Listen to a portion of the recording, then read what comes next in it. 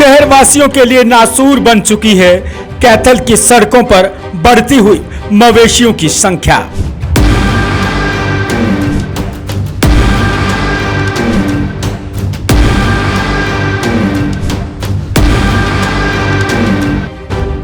रोजाना 10 हादसों में 6 गौवंश की मौत, 60 से ज्यादा लोग हो रहे घायल।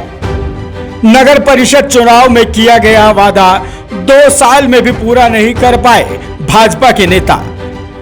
कैथल शहर की सड़कों पर लगातार बढ़ती हुई मवेशियों की संख्या शहर वासियों के लिए नासूर बन गई, लेकिन प्रशासन इसको लेकर बिल्कुल भी गंभीर नहीं दिखाई दे रहा। जबकि चुनाव में भाजपा नेताओं ने ये वादा भी शहर वासियों को किया था, लेकिन 2 साल में हुआ कुछ नहीं, ढाक के 3 पार।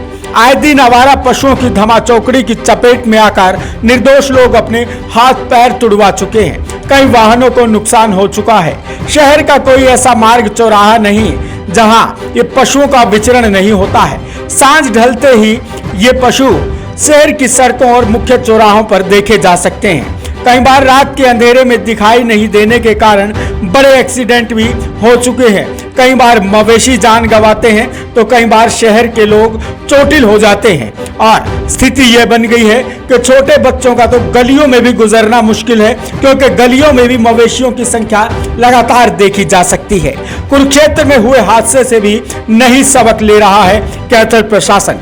नगर परिषद की ओर से दावे तो बड़े बड़े किए जाते हैं, लेकिन वहां कार्रवाई कुछ होती दिखाई नहीं दे रही है। आपको बता दें, सदन में हर बार हाउस की मीटिंग में यह मुद्दा बनता है, लेकिन बातें सिर्फ कागजी बनकर रह गई हैं।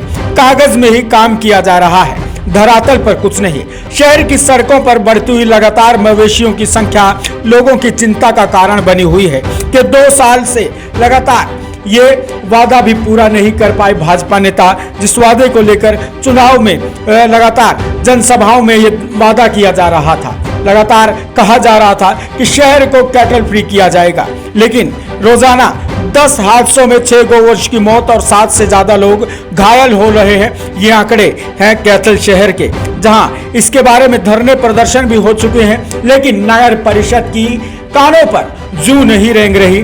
बड़ा मामला है, जहां 21 गौशालाएं हैं, फिर भी कैथल में लगातार ये जो पशु है सड़कों पर देखे जा सकते हैं। और कुरुक्षेत्र में एक बड़ा हादसा हुआ, जहां एक महिला को किस तरह से ये गौवंश के द्वारा कुचला गया, टक्कर मारी जा रही थी। उसके बाद भी कैथल प्रशासन नहीं जाग रहा है।